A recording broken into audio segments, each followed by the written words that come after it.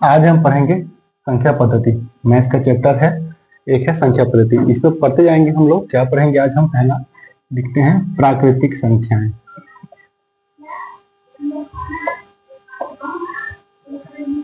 क्या पढ़ेंगे? प्राकृतिक संख्याएं। ये कहाँ से प्रारंभ होती है? तो पहले तो प्राकृतिक होती है 1 2 3 4 5 और ये ऐसे करते करते अनंत की ओर क्या होती है?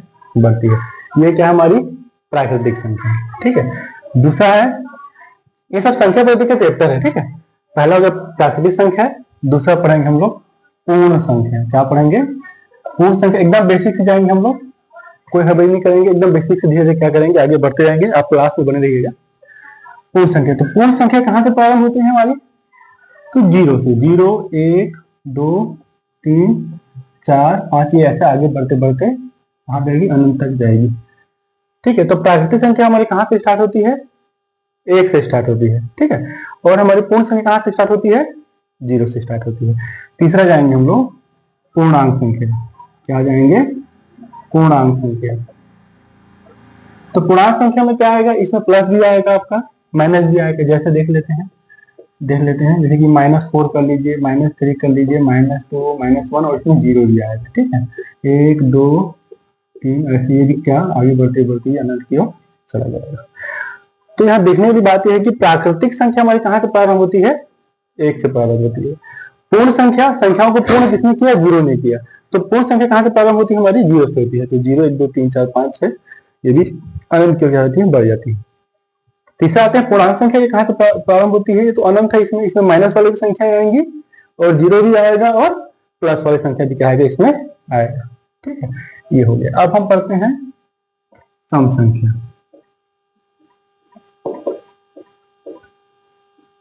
राइटिंग में थोड़ा उधर बनता है, एडजस्ट कर लीजिएगा, है ना, ठीक है।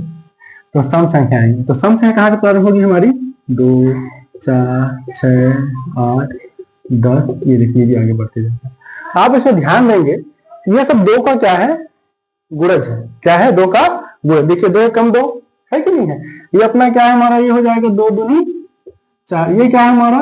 2 तिया 6। इससे हम क्या सीखे? इससे हम सीखते हैं कि ये क्या है? 2 का गुणज या ये 2 से क्या हो जाए? पूरा पूरा भाग चला जाए। जो क्या है? 2 से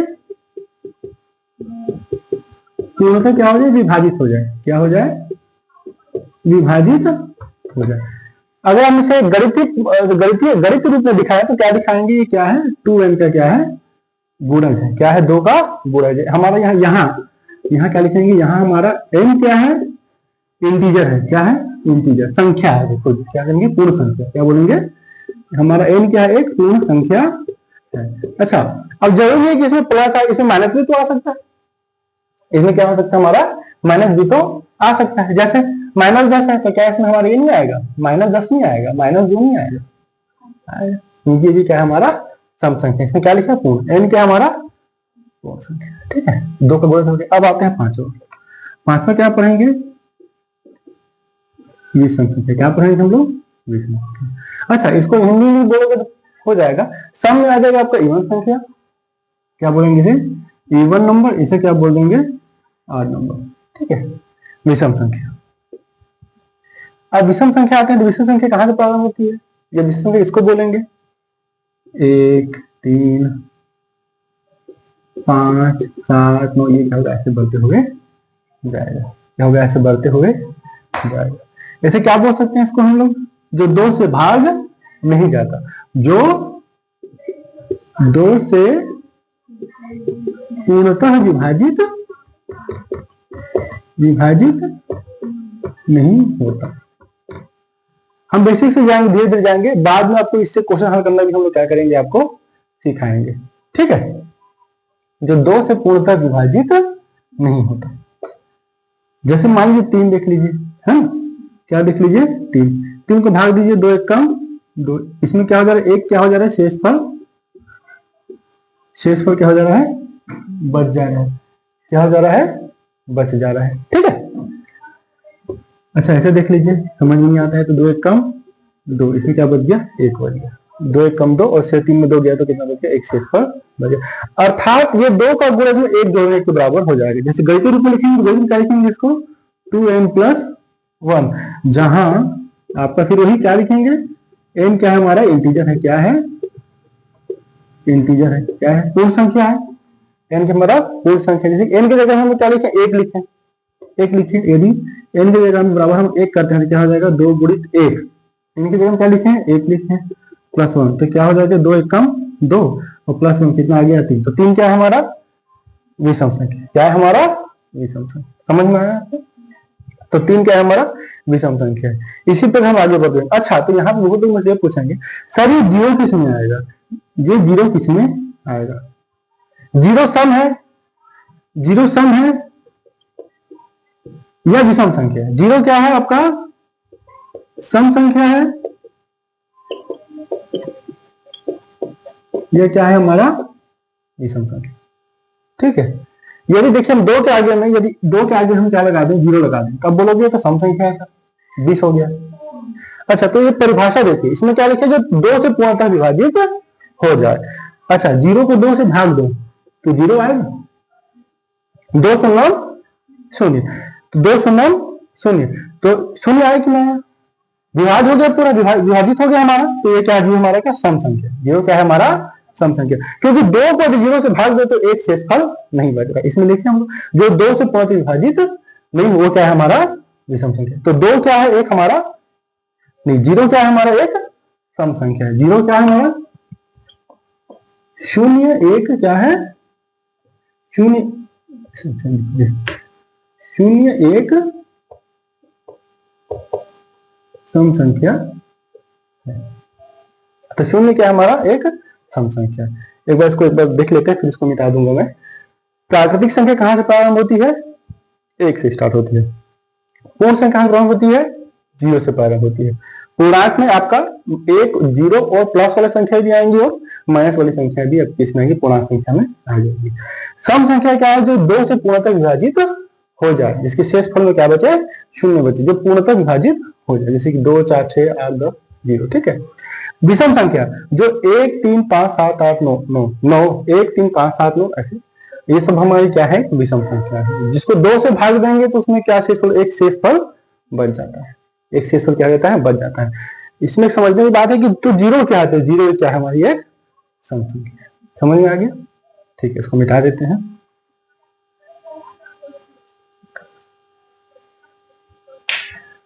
इसको मिटा देते। अब हम आएंगे छठा पॉइंट में, क्या पढ़ेंगे हम सम विषम हो गया था। अब हम देखते हैं भाज्य संख्या, क्या लिखेंगे, भाज्य संख्या। भाज्य संख्या क्या है, जो पूर्णतः क्या हो जाए, विभाजित हो जाए, या खुद की संख्या से या किसी दूसरी संख्या से क्या हो जाए, पूर्णतः विभाजित हो जाए। जैसे कि हम क्या बोले, 4 6 8 9, है ना। ठीक है, अब इसमें एक चीज देखने वाली बात है, ये 10 भी कर सकते हैं, 12 भी कर सकते हैं, ये ऐसे आगे बढ़ते हुए जाएगा, है ना। तो इसमें क्या है आपका 4 6 8 9 10 12 क्यों लिखे हैं, है ना। देखिए, कम से कम वो 3 संख्या से क्या होना, विभाजित होना चाहिए। कम से कम 2, कम से कम 3 संख्या से क्या होना, विभाजित होना वो चाहिए। जैसे कि मान लीजिए हम 4 को भाग देंगे तो ये 1 से भी जाएगा, ठीक है, ये 1 से भी जाएगा, और ये क्या होगा अपना, ये 2 से भी जाएगा, ठीक है, फिर और किसी जाएगा, ये 4 से जाएगा। तो ये जो 4 है हमारा, ये 1 से भी जा रहा है, 2 से भी जा रहा है, 4 से भी जा रहा है, इसलिए क्या है हमारा, ये भाज्य संख्या है। ठीक है, 3 होना चाहिए, 3 से अधिक होना चाहिए उसका। ठीक है, जो संख्या है जो जिससे भाग दे रहे हम लोग, वो 3 होना चाहिए, 3 से अधिक भी वो हो सकता है। जैसे कि मान लीजिए 6 देख लीजिए, ये आपका 1 से भी जा रहा है, ठीक है, ये आपका 2 से भी जा रहा है, 3 से भी जा रहा है, 6 से भी जा रहा है, तो ये भी क्या हमारा भाज्य संख्या। जो 3 से क्या हो अपना अधिक हो, क्या हमारा वो भाज्य संख्या। ठीक है, 7वां क्या लिखते हैं, अभाज्य संख्या। अभाज्य संख्या देखते हैं, तो अभाज्य संख्या क्या है हमारा, देखिए, जो केवल 2 से क्या हो भाग जाए, 2 संख्या, जैसे कि देखिए 2 2 3 5 7 11 एक आगे बढ़े। अब जरा ध्यान दीजिए, ये 2 है। अच्छा, ये किस किस जा रहा है? 1 से जा रहा है और 2 से जा रहा है। देखिए ये सम संख्या है, ये क्या है? एक सम संख्या है। ये क्या है? एक सम संख्या, लेकिन ये क्या हमारा भाग, ये क्या अभाज्य संख्या क्यों है? क्योंकि एक और किससे जा रही है? 2 से भाग जा रहा है। 3 देखिए, ये भी 1 और 3। 5 देखिए 1 और 5। 7 देखिए 1 और 7 है। क्या ये किसी अन्य संख्या से भाग जा रहा है?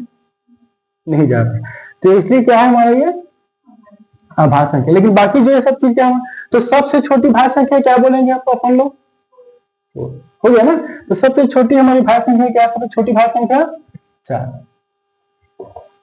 छोटी भाज्य संख्या बोलेंगे अपन क्या है? 4। ठीक है। और सबसे छोटी भाज्य संख्या क्या बोलेंगे?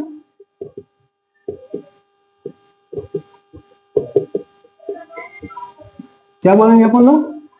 2। अच्छा, अब आगे बोलोगे कि आप एक कहां गए हमारा? एक क्या बोलेंगे? एक कहां गया? तो एक क्या है हमारा? ये दोनों को संतुष्ट नहीं कर रहा है। दोनों जो इसका जो पढ़े हैं भाज्य संख्या का, है ना, और अभाज्य संख्या का, इसमें क्या पढ़े हैं? कम से कम 3 संख्या से क्या हो जाए? वो भाग जाए। और इसमें क्या पढ़े? कम से कम 2। लेकिन एक क्या है हमारा? ये तो केवल एक से ही जा रहा है ना, इसके जो परिभाषा संतुष्ट कर रहा है, एक की परिभाषा संतुष्ट कर रहा है कि नहीं? तो एक क्या है हमारा? एक ना तो भाज्य है तथा क्या क्या बोल सकते हैं आप? एक ना तो भाज्य है ना, एक ना तो भाज्य है और ना तो अभाज्य। ठीक है, कंफर्म हो गया हमारा। संख्या पद्धति पढ़े, संख्या के बारे में चर्चा कर रहे हैं कि कौन संख्या क्या क्या, इस पे हम बात कर सकते हैं। अब देखते हैं हम लोग परिमेय संख्या। क्या देखेंगे? परिमेय संख्या, है ना।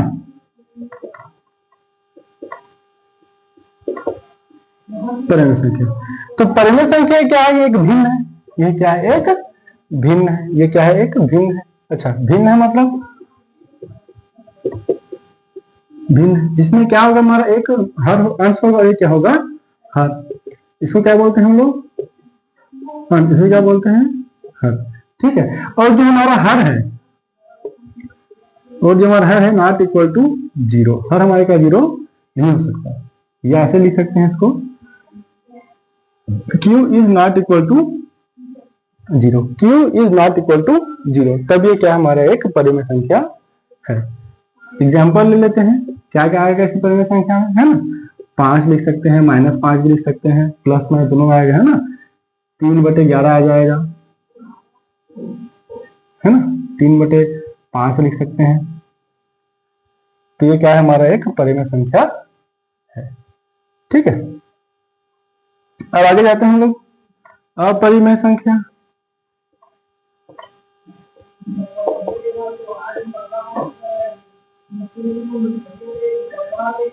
भिन्न है, ठीक है, जिसका हर 0 नहीं हो सकता। वो क्या है हमारा? देखिए यहाँ पे, देखिए 5 है, -5 है, 3/5 इसका हर 0 है क्या? इसके नीचे कुछ नहीं, मतलब 1 रहता ही है। तो इसमें माइनस भी आएगा और प्लस हो जाएगा। और जिसका अंश क्या हो? 0, जिसका हर क्या हो आपका? 0 ना हो। ठीक है, ये हमारा क्या हो गया? आपका परिमेय संख्या हो गया। ठीक है, ये दो तरह से, इसको हम दो तरह समझ सकते हैं। जैसे कि मान लीजिए एक चीज यहाँ पे लिखते हैं हम लोग। जैसे एक उदाहरण में देखता हूँ, यहाँ पे लिखा है आपका 0/1। तो 0/1 परिमेय संख्या है, बिल्कुल है, क्योंकि यहाँ पे क्या लिखा है कि हमारा जो हर है वो 0 नहीं हो सकता। संख्या 1 है, तो क्योंकि 1 सुनना भाग जा रहा है पूरा, 1 से पूरा भाग जा रहा है, इसलिए क्या हमारा ये परिमेय संख्या है। 0/1 क्या है? हमारा परिमेय संख्या है। ठीक, एक और कुछ उदाहरण देख लेते हैं हम लोग इसमें। ठीक है, ये हमारा क्या हो गया? परिमेय संख्या हो गया। अब आते हैं हम लोग इसमें अपरिमेय संख्या। तो अपरिमेय संख्या क्या है? जो पूर्णतः भाग ना जाए। जैसे कि अपरिमेय संख्या लिखते हैं √2, ठीक है, √3, अपना पाई का मान, यूलर संख्या। तो ये सब क्या है? हमारा अपरिमेय संख्या। ये शांत नहीं है, इसकी लगातार संख्या आती आगे, दशमलव के बाद संख्या आगे। जैसे कि इसका मान कितना होता है? यहाँ लिख देता हूं, 1.414 ऐसे क्या होता है, आगे बढ़ते हुए जाता है। और ये अलग अलग संख्या आती है। अब आप आगे पढ़ेंगे हम लोग आवर्ती और अनावर्ती। आवर्ती मतलब जो बार बार एक ही संख्या जैसे आते हुए तो ये क्या होता है, आवर्ती संख्या। ठीक है, ये अंदर 3 का ले लेते हैं। ठीक है, तो ये आ जाता है हमारा, इसका मान कितना होता है आप पढ़े होंगे, 1.732। ठीक है, इसको निकालना सिखाऊंगा मैं आपको बाद में आगे। अभी तो जान लो कि इसका मान ये होता है, क्योंकि देखिए फिक्स नहीं है, ये अलग अलग संख्या आते हुए जा रही है कि नहीं है। अच्छा, पाई का वैल्यू पढ़े आप लोग, पाई की वैल्यू क्या पढ़े हम लोग, 3.141 है ना। इसी प्रकार ये क्या हो जाता है, आगे बढ़ते हुए जाता है, आगे बढ़ते हुए जाता है। ठीक है, ठीक है, ई का मान भी होता है हमारा, है ना। ई का मान भी होता है, क्या होता है ई का मान देख लेते हैं, 2.7182 ऐसी इसी प्रकार से भी क्या होता है, आगे बढ़ते हुए, तो संख्या अलग अलग संख्या आ रही है। ठीक है, ये अनावर्ती है, क्या है ये, अनावर्ती, अलग अलग संख्या आ रही है। इसमें क्या होता है, आवर्ती हो सकता है, ये क्या हो सकता है, एक आवर्ती संख्या हो सकता है। आवर्ती संख्या में क्या ले लीजिए, मान लीजिए आप ले लेते हैं 10/3। अच्छा, 10/3। अच्छा, आप इसमें लिखेंगे, भाग दीजिए इसको, 3 तिया 1 बच गया, फिर 3 तिया 9, 3 तिया 9, 3 तिया 9, ऐसे आगे बढ़ते हुए क्या होगा, जाएगा। देखिए ये संख्या रिपीट हो रही है, दशमलव की बाद संख्या क्या हो रही है हमारी, क्या हो रही है, रिपीट हो रही है, इसलिए क्या है, आवर्ती, इससे क्या है ये, आवर्ती। तो आवर्ती संख्या भी हमारी परिमेय संख्या में आती है। इसको क्या बोलेंगे, शांत, इसको बोलते हैं शांत आवर्ती संख्या। क्या बोलेंगे इसको हम लोग, शांत आवर्ती संख्या। ये शांत हो गई ना, और ये क्या हमारा, अशांत अनावर्ती संख्या। ये क्या हमारा, शांत अनावर्ती संख्या, ये शांति नहीं हो रही है, आगे बढ़ते हुए जा रही है, उसकी आवृत्ति भी क्या अलग अलग अलग अलग संख्या आ रही है, क्या आ रही है, अलग अलग संख्या आ रही है। तो परिमेय संख्या हो गया हमारा, ये क्या हो गया हमारा, अपरिमेय संख्या। आपको समझ में आ गया। ठीक है, जिस दशमलव के बाद संख्या क्या होती है, शांत नहीं होती, तो ये क्या हमारा अपरिमेय संख्या है। ठीक है, अब आते हैं 10वां, वास्तविक संख्या देख लेते हैं। क्या देख लेते हैं,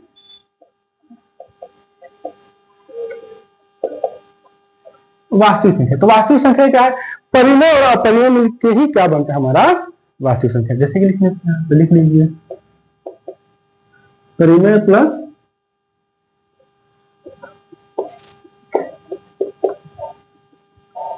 परिमेय प्लस अपरिमेय संख्या क्या है हमारी वास्तविक संख्या। कहने का मतलब क्या, इसको उदाहरण जो भी आपका ले लीजिए, 5/-5, ये सब क्या है, परिमेय आ जाएगा। इधर 1 2 लिख लेते हैं, एग्जाम्पल लिख ही लेते हैं, इसमें भी लिख लीजिए, क्या है आपका 5/5 लिखिए, 5/2 लिख लीजिए, है ना, -5 लिख लीजिए, और 2 लिख लीजिए, पाई BTC। ये सब क्या हमारा वास्तविक संख्या। 11वां आते हैं, अवास्तविक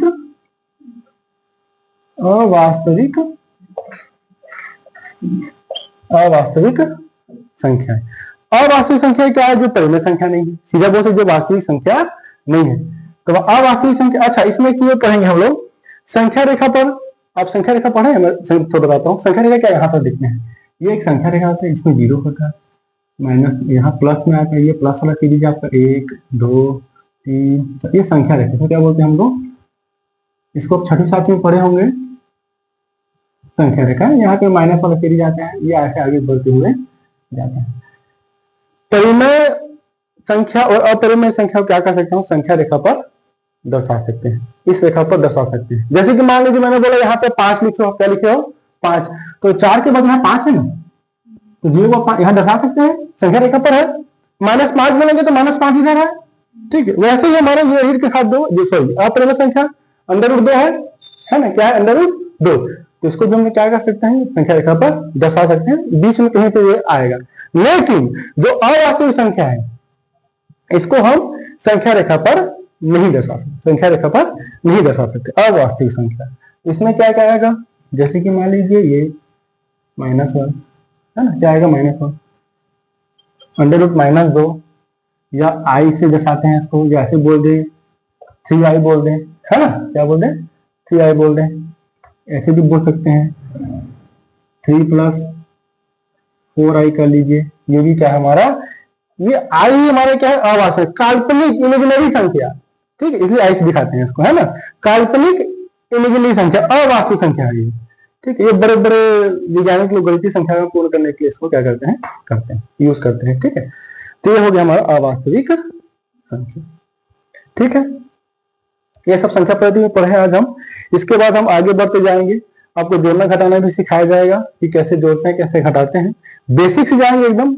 इसमें किसी को अगर कुछ दिक्कत हो तो प्लीज कमेंट कीजिएगा, मुझे भी हेल्प होगा कि मैं सही तरीके से आपको समझा पा रहा हूँ कि नहीं पा रहा हूँ, है ना।